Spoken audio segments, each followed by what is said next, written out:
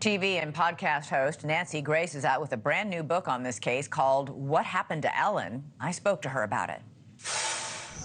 Nancy, you've spent years looking into this case. This is utterly baffling. How does a woman stab herself to death 20 times? Elizabeth, thank you for inviting me and pushing this story out to the forefront because it has been silent for way too long. Simply put, she doesn't.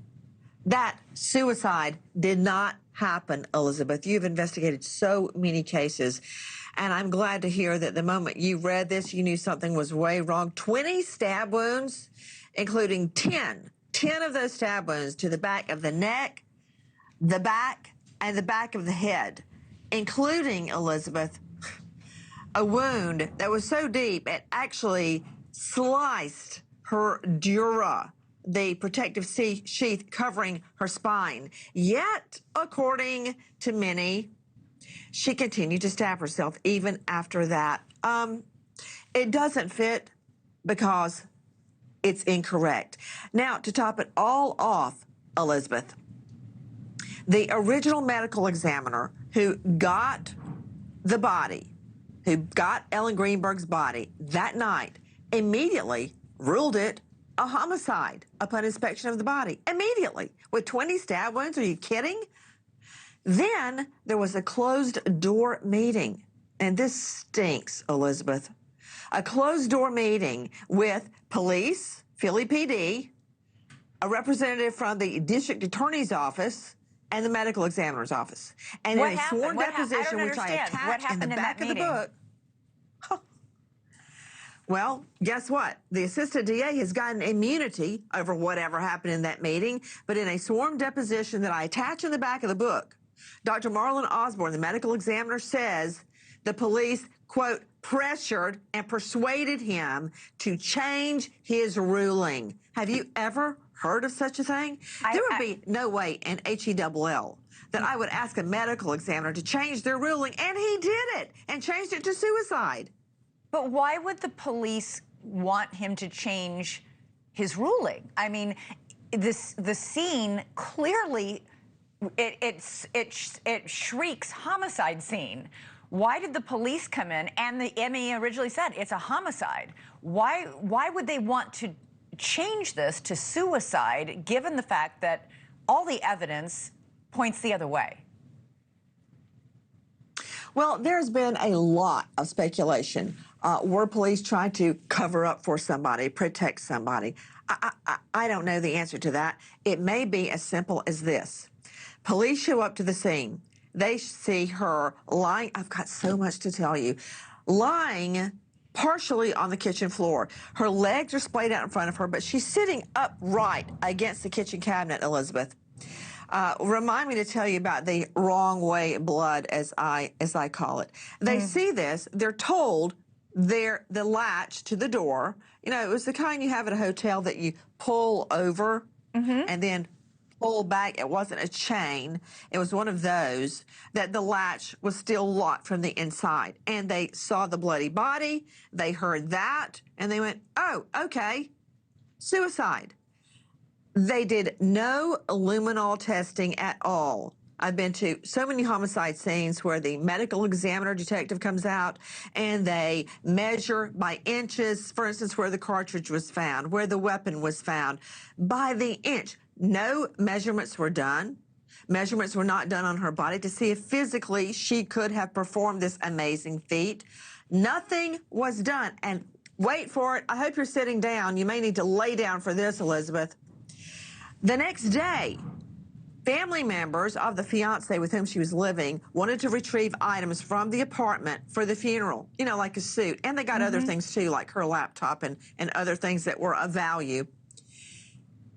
The manager of the building calls police and said, hey, can I let them in? And the police say, sure. And you can have the place cleaned, too. In fact, here's the name of a professional crime scene cleaner. She had the entire apartment sanitized She was smart enough. She felt something was off. She videoed the before and after of the cleaning, which could have preserved some of the evidence visually. And then police lost the tape. Lost the tape. I mean, it never ends. Never ends. I'm not sure that they're covering for somebody or they just screwed it up and now they're trying to cover up how badly they botched the scene. You and I have covered so many of these cases, and almost always it's just what happens. The first people that police look at are immediate family. In this case, the fiance, Sam, with whom Ellen was living. Did police ever question him? And what is his version of what happened? Because I think he was the person who actually called police to the scene, correct? Police did question him. His family had arrived, and several of them, I believe, are lawyers. They arrived. They were there with him.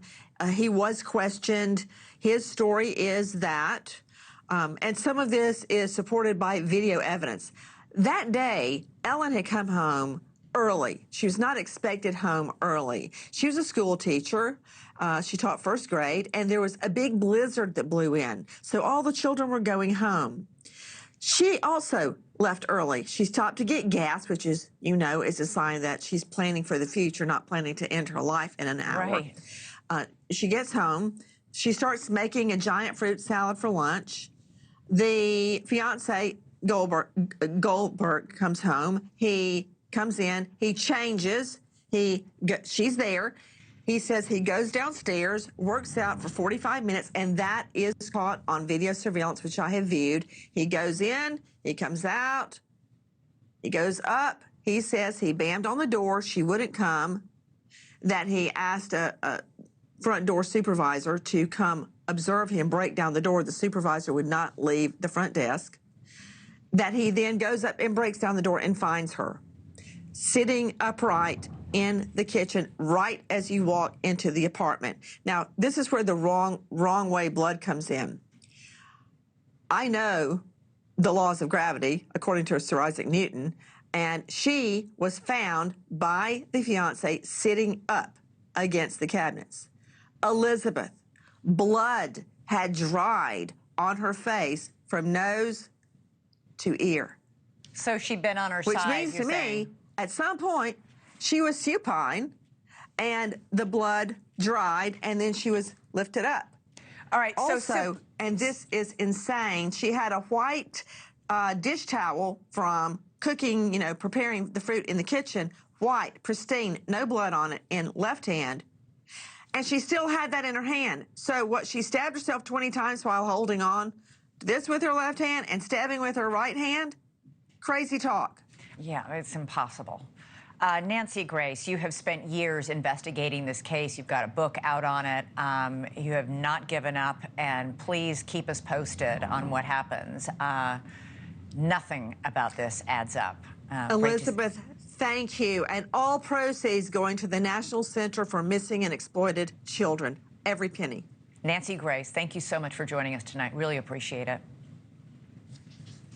Thank you for watching. Subscribe below and download our NewsNation app right now on your phone, and you will get fact-based, unbiased news for all Americans.